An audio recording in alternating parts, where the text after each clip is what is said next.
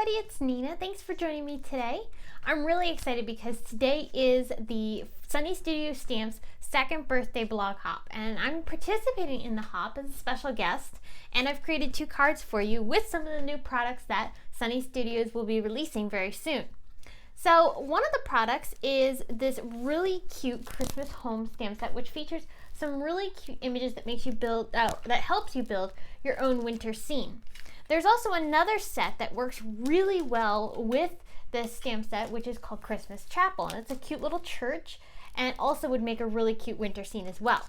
So I'm going to actually do that. I'm going to create 2 cards, and the reason I ended up creating 2 cards was because I had die cut a window for my first card, and I ended up with a negative piece, and I was like, oh, that would be perfect to make a second card. So it's a great way to be able to show you how you can use the negative pieces from your card making to make an entirely new card. So these were the pieces that I used. Actually, I didn't use this piece. I just used this one here, which is the Pretty Pink Posh window frames die set. And this creates a really neat window into a panel, which is what I did here to make this card. I die cut the window into this panel here and then built my scene on top of it. And then with the negative piece, I created a second card, which is this one here. And you can see that that negative piece makes a really cute focal point for this scene. So why don't we head on over to my desk and I'll show you how I created both of these cards. But also before we head on over there, I want to mention that because this is part of Sunny Studios' second birthday blog hop, there are prizes to be won. And there's also a ton of inspiration as part of this hop. So you can see a lot of really great ideas featuring some of these new products from Sunny Studio Stamps. So I hope that you will head on over to my blog after watching this video and see some of these really neat products in action. There's a bunch of other things that Sunny Studios has released as part of their second birthday product release. And so I hope you'll head on over to my blog to check all that out and enter the giveaways. So like I said, let's head on over to my desk and create some cards and see these products in action. Before we get started on creating the cards, I wanted to first share with you the Tonic Studios Stamp Platform by Tim Holtz. This stamp platform is so convenient because it is a very large size. It has a lid on it that is actually removable, so you can either put it as a clear or rubber side depending on what kind of stamps you're using. If you're using clear stamps like I'll be using today, you'll want to use the clear side. If you're using cling mounted stamps, you'll want to use rubber. I really have enjoyed using this stamp platform. I just got it and I have really enjoyed how convenient it is to stamp on and how you can stamp really kind of off the edge in a sense. Now I'm not going to be stamping a large area for this particular card, but I am stamping a bunch of images. And much like the Misty stamping tool from My Sweet Petunia, this stamp platform allows you to re-stamp your images in the exact place that you stamped them the first time. So because I didn't get a very great impression on this Canson Bristol smooth paper, I went ahead and stamped it a second time to get a much darker and cleaner impression of all of these images. So after I've stamped the images with the intense black ink from Simon Says Stamp, I went ahead and used my Copic markers to color in all of these images that I've stamped out. I'm not going to be using all of these on one card. I'm going to be mixing and matching the different images onto different cards. So you'll see me here as I'm coloring all of these. I'm using similar colors simply so that way all of the colors match and coordinate with each other. So that way if I use certain images on one card and then other images on another, no matter how I end up mixing and matching these images, all of the colors will match perfectly. Now if you're interested in the colors that I used, I do have all of the color combinations listed on my blog. So I'm coloring in the images, and I'm not going to show you everything because this coloring took a very long time. These are very small images and there are a lot of them, so it took quite a while to color in everything. But I wanted to show you just some of the highlights of different areas that I've colored. So like for this house, I used some BG markers that were kind of on the bluish side instead of blue-green. But I really liked the tone of them, and I felt that this would be a really nice color contrast to the red colors that I'm going to be throwing in because of course these are Christmas cards. I also threw in that red onto this house in particular to help give a nice contrast with the images. As I'm shading in the images, most of the images I used 2 markers to do the shading, but then in some of the larger areas I did use 3. So like for the houses, I used 3 different shades of markers. This time I'm using yellow to color in the larger house here. I always loved the mustard color tones of houses for some reason that color tone really just is a nice, warm, inviting tone for a house. And I actually have that kind of color in my craft room. As I'm thinking about this, that's actually a coincidence. I have that color in my craft room. So I guess that tells you how much I like it.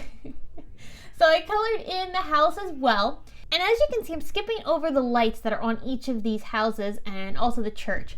And the reason I'm doing it is because I'm not going to color these in with Copics. I'm actually going to color those in with some GLAZE pens. And I'll show you that in a minute when I get to it. I also added a nice glow to all of the windows of the houses and also the church. And I used just some yellow markers and faded that out from certain areas to give the appearance of a glow. Now I'm going to cut all of these images out with my fine tip scissors. You could use the coordinating dies. I believe there are dies that are going to be coming out with these stamp sets. I just don't have them. So I used my cutter bee scissors to cut every image out. And again, this took quite a while because there are a lot of images for these cards. Now here's where I made my window frames.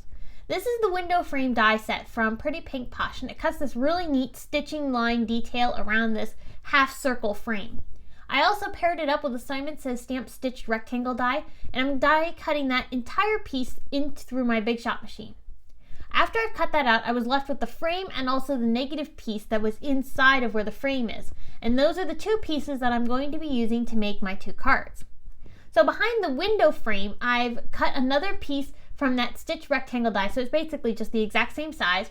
And I'm ink blending some Simon ink colors onto that, creating a lighter to darker variations. That way, this will create a really nice glow behind my houses. That's going to go behind the window. Now the negative piece I'm going to be using as a layered die cut to go on top of some pattern paper for the church scene. So I added some more ink blending onto that, focusing most of the blending to the lower left of that piece. I put some double-sided foam tape on the back side of my window frame and popped that up onto the ink blended background that's going to go behind this panel. So now you can see because we have that foam tape there, that's giving us some nice dimension. So now I need to go ahead and start building my scenes. So I started off with the window scene first, and I'm attaching my houses and different elements, also the car. I'm going to attach all of these down onto this panel. I'm using different variations of foam tape layers. So in some cases I used 2 layers of foam tape, sometimes I used just 1, sometimes I used even 3, like for the car here. And that's just going to help give my scene some dimension and lift. On some of these pieces, I just used some liquid glue to attach them down, such as these trees. And the little mailbox also, that thing is so tiny, but it looks so cute in the scene.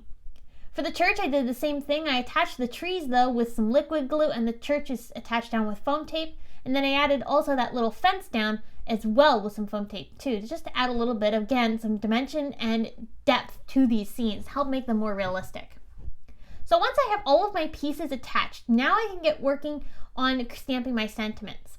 So I've got first this Merry Christmas sentiment, which I'm going to stamp in some red ink onto some Canson Bristol paper. Now this Canson Bristol paper is perfect for Copic coloring. I have not had any trouble with the Copics bleeding on this paper, and it's also a little bit more on the thicker side, so it's much more sturdier, and the pieces all are really, really nice when you cut them out or die cut them. I have really enjoyed using this paper. I also stamped a supporting sentiment onto a piece of teal cardstock that was as close of a match as I could get to the teal color on my house. And then I heat set that sentiment and cut it down into a little banner so that I can stick it underneath of my Merry Christmas sentiment. And that's going to go above the houses here in that little empty space.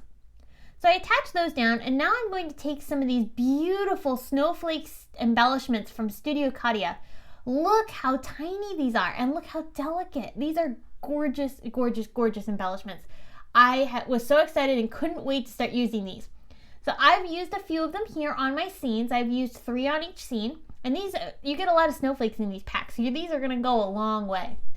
So I've attached those down with some PPA matte adhesive. You wanna use any type of matte adhesive that's going to dry clear. So in this case, the matte PPA adhesive is great, or the Ranger Multi-Medium Matte. Now I've also got some of the wrapped stitches dies from Memory Box, and I cut some Echo Park Deck the Halls paper to go behind my scenes here. So I used a snowflake pattern for the church, and then for the houses I used this really beautiful golden stripe. I thought that matched nice with the browns and yellow tones in the scene. So now here's where I'm bringing in some pens and adding some additional detailing to the houses. I used glaze pens. These are jelly roll glaze pens. So much like the black glaze pen that adds a really nice dimension to eyes and such, these are colored. So they add amazing dimension and detail to your images when you add this on top of areas that you've colored. Along the same lines, I've got the Stardust glaze pens. These are also jelly roll pens. And these pens are glitter, and I mean the glitter is amazing. On the red it's a little bit hard to see in the camera here, but you can see these are amazingly sparkly. The amount of glitter on here is amazing. And you'll see also too in the finished photos. I use these Stardust pens in a variety of colors. I got red, green, yellow, and blue, and I'm coloring over top of every single light in my scene. These pens are so gorgeous. They have a little bit of a glaze to them, but they also, again, are that really shiny appearance. So they dry beautifully and just sparkle so prettily.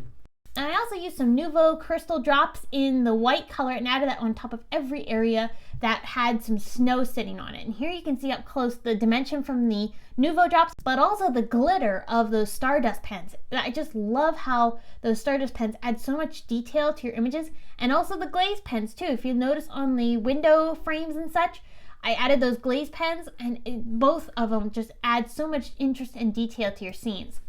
So I would encourage you to check some of those products out because I have really loved incorporating them into my projects.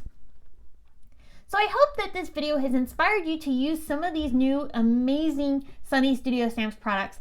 The images from these two stamp sets, Christmas Home and Christmas Chapel, are so detailed and so pretty.